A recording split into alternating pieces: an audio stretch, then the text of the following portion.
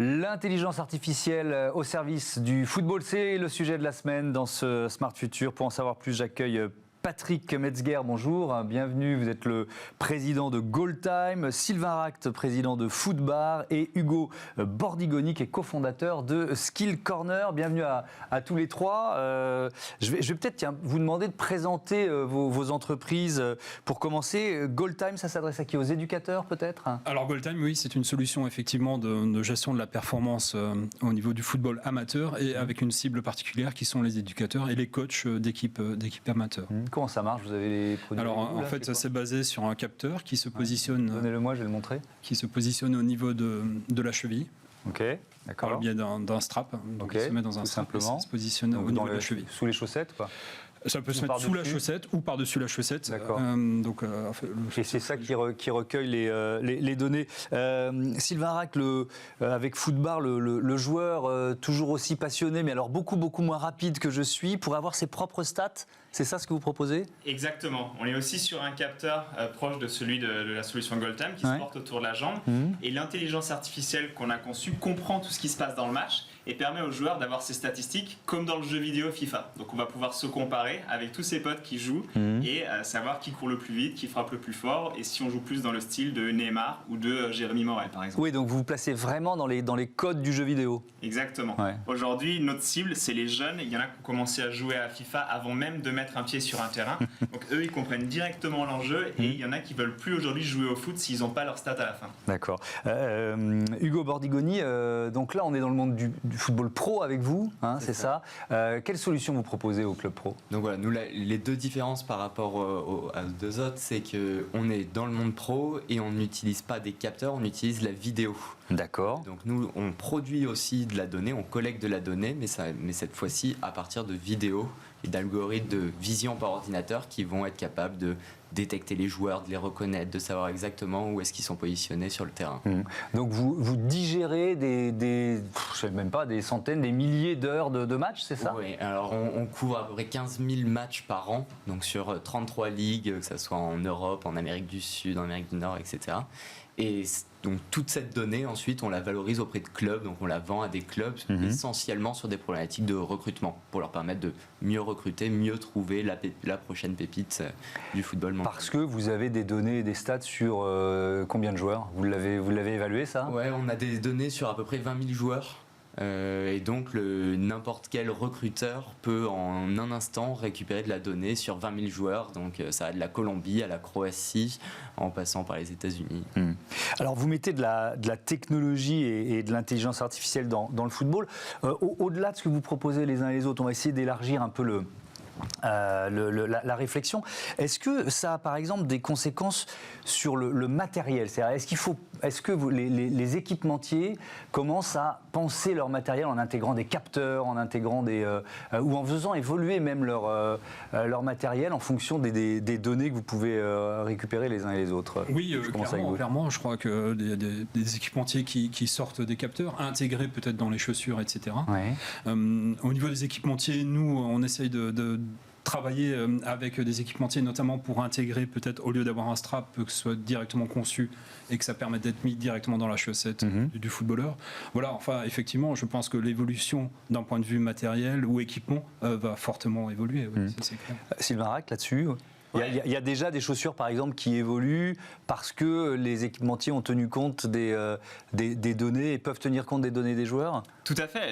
L'équipement, c'est quelque chose de vivant. Moi, quand je suis né, il y avait déjà les chaussures à crampons, mais quand mon père a commencé le foot, il n'y avait pas de chaussures à crampons. Ouais. Aujourd'hui, ça nous paraît une évidence, mais ça dépend du contexte. Et aujourd'hui, les jeunes, ils naissent effectivement avec un smartphone dans la main, donc il n'y a aucune raison que leur équipement de foot, il ne s'adapte pas à ces nouvelles contraintes. Mais Hugo Bordigoni, pour les joueurs pros, je crois qu'il y a même les chaussures où les crampons vont être positionnés différemment en fonction du profil du joueur, c'est ça? Ouais, alors ça se fait beaucoup dans le rugby. Ouais. Ils vont mettre des capteurs au niveau du crampon pour vraiment estimer la charge, le risque de blessure en temps réel, etc.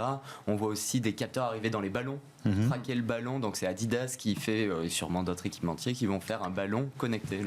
Est-ce qu'on peut imaginer un équipement qui... Alors, je parle des pros, et puis après, en général, c'est toujours comme ça que ça marche. Ça démarre par le foot pro, et puis ensuite, ça se diffuse de plus en plus vers le sport amateur. Est-ce qu'on peut imaginer une tenue, un équipement qui sera de plus en plus sur mesure, c'est-à-dire adapté à la morphologie du joueur, à sa capacité d'accélération, au nombre de courses à haute intensité qu'il peut faire?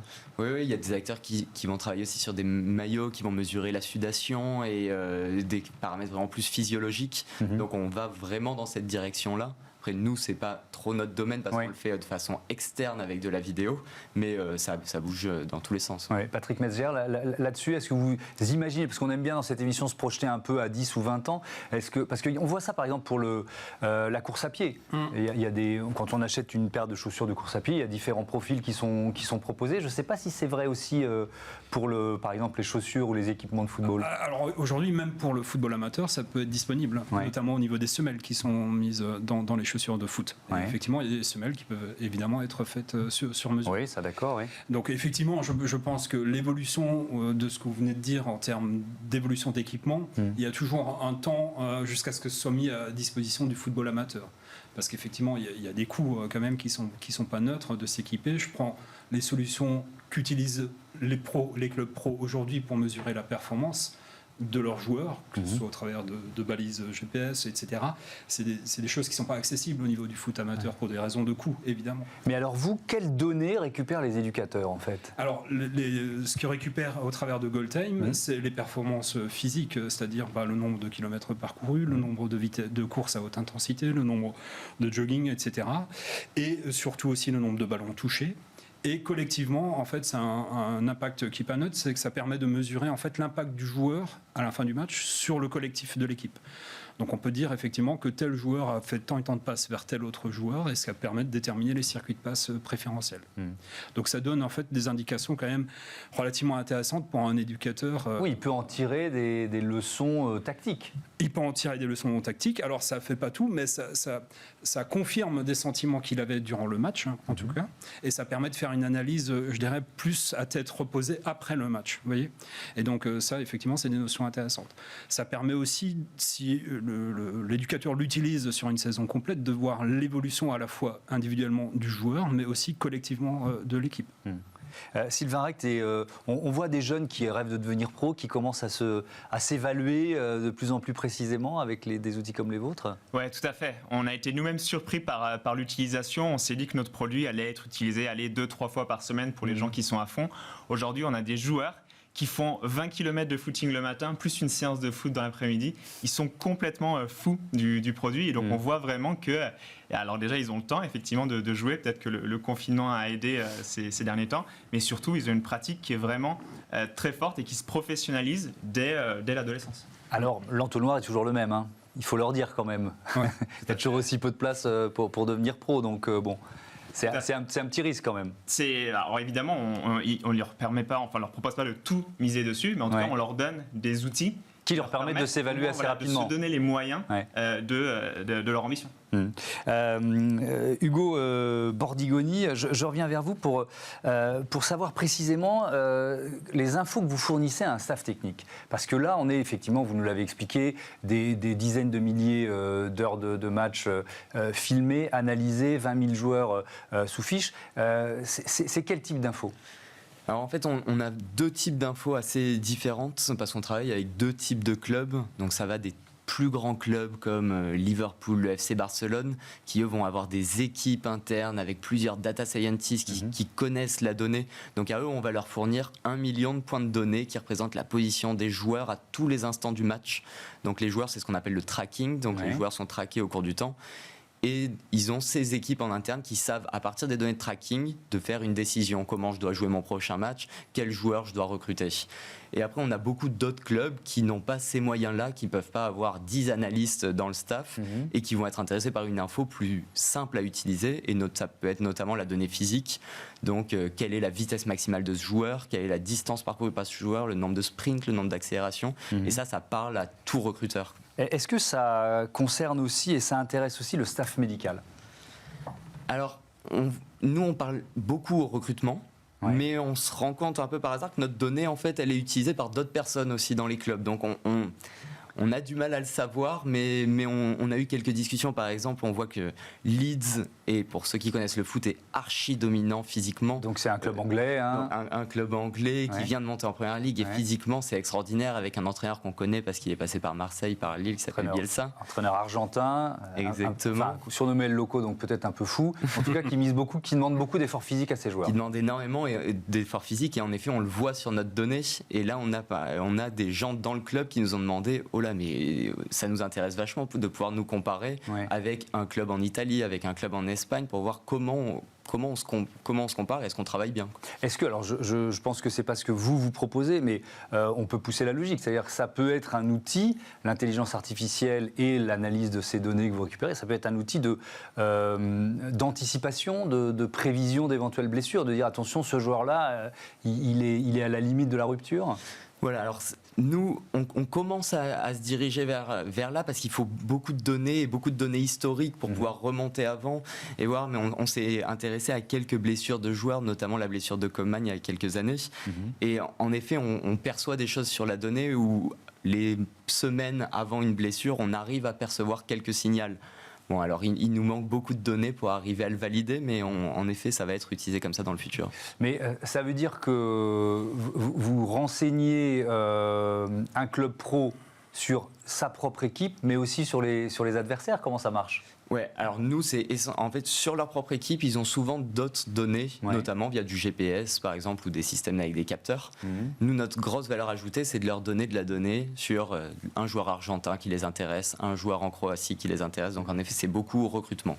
D'accord. Est-ce que vous rêvez d'un système où on filmerait les... ça existe déjà, hein, je sais qu'il y a des opérateurs de taille amateur, on va dire, mais qui filment les matchs avec des systèmes de caméra simplifiés et automatiques. Est-ce que vous rêvez d'un système où on aurait comme ça, en plus de ce que vous proposez, finalement, le film du match, les données du match, le joueur en action ? C'est évident qu'on va vers ça. Il y a énormément de startups, notamment au sein de la Sportec, qui essaient de mettre en place des technologies comme ça. Alors, est-ce qu'on va filmer l'intégralité du match et le regarder en live comme le foot pro? Est-ce qu'on le regardera le soir, ou alors est-ce qu'on va se contenter des meilleurs moments Pour l'instant, c'est plutôt les meilleurs moments qui sont proposés, avec souvent des partenariats avec les clubs ou les fédérations d'ailleurs. Ouais, ça dépend des solutions. Il y a vraiment les trois approches qui existent sur le marché. Ouais. Donc moi-même, en tant que footballeur, j'ai hâte de voir laquelle va... Mais est-ce qu'on pourrait coupler votre technologie avec celle-là ? Absolument. On peut imaginer typiquement que sur une vidéo d'un but, on a une incrustation avec la frappe de balle qui est affichée en direct sur le but. Sur les déplacements des joueurs, on peut rajouter des statistiques. Ça peut être vraiment intéressant. Comment vous imaginez-vous, Patrick Metzger, la suite? Là, je disais tout à l'heure, on se projette dans 10 ou 20 ans. Jusqu'où ça peut aller, l'environnement technologique d'un club amateur, hein, je parle du club amateur. Dans le club amateur, aujourd'hui, effectivement, il y a des systèmes de captation vidéo qui sont tout à fait accessibles à des clubs amateurs et qui permettent effectivement, combinés avec des solutions comme GoalTime, d'avoir déjà un maximum de données possibles. Donc effectivement, je pense qu'on va aller vers des cellules, entre guillemets, ou des spécialistes aussi dans des clubs amateurs qui vont analyser un certain nombre de données. Alors les clubs amateurs, je suis président d'un club de foot dans l'Est, et l'intérêt en fait aussi de mettre en place ce genre de solution, c'est que ça permet de suivre un joueur dans sa progression sur plusieurs saisons. Et effectivement, le rôle d'un club comme le nôtre, par exemple, là je prends la casquette du président de club, c'est effectivement d'accompagner et de donner les outils qui permettent de mesurer la progression et la validation des acquis, tout simplement au niveau technique de base du football. La glorieuse incertitude du sport, on en fait quoi? Elle est toujours là? Elle est toujours là, et on espère qu'elle soit toujours là, évidemment, bien sûr. De toute façon, aujourd'hui, les outils tels qu'ils sont présentés aujourd'hui ici, avec toutes les solutions qui existent, il y a toujours un élément moteur quand même qui est essentiel, c'est le coach de l'équipe. Que ce soit un éducateur ou un coach d'une équipe senior, ça reste quand même l'élément moteur de base et qui donne quand même l'impulsion. Après, il s'appuie effectivement sur un certain nombre de données factuelles qui sont issues de capteurs ou de la vidéo. Mais le rôle du coach restera un élément fort dans le foot.